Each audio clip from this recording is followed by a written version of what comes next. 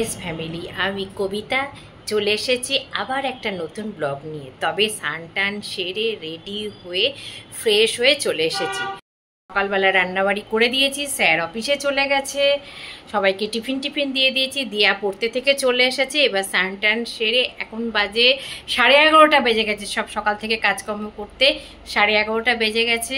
যেহেতু আজকে শ্রাবণ মাসের সোমবার, অনেক কাজের চাপ আছে। চলো ঠাকুরের ঘর দোর পরিষ্কার পরিচ্ছন্ন, পুজো টুজো করতে হবে ভালো করে, সুন্দর করে। প্রতিদিনের থেকে তো একটু আলাদাই হবে আজকে, সেই জন্যে চলো আস্তে আস্তে করতে থাকি আর তোমরা দেখতে থাকো।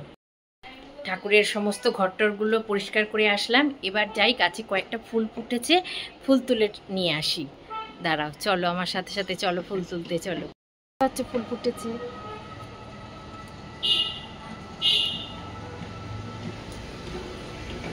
দুটো একটা ফুটলেই মানে আনন্দ। নিজের গাছের ফুল দিয়ে পুজো করতে বেশ, একটা ফুটলে হয়ে দেয়। এই দেখো এতগুলো ফুল ফুটেছে।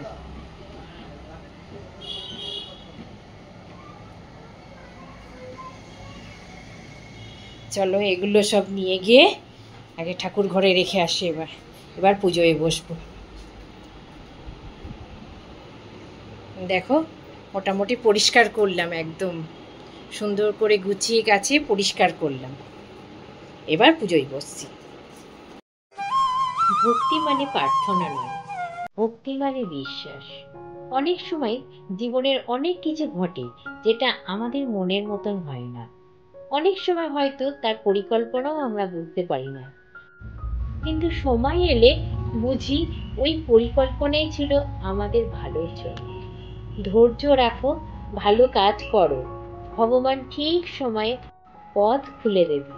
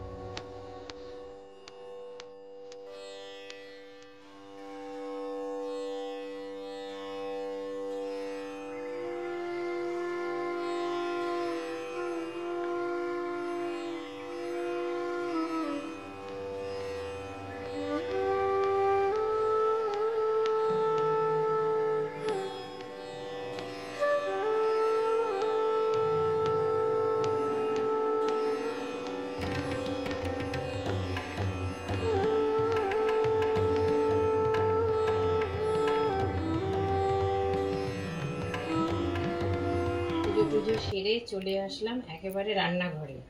তবে আজকে তো আমি ভাত খাবো না, আমি লুচি খাবো। সেই জন্যে আমি ভাত খাই না, লুচি সাবু এসবই খাই।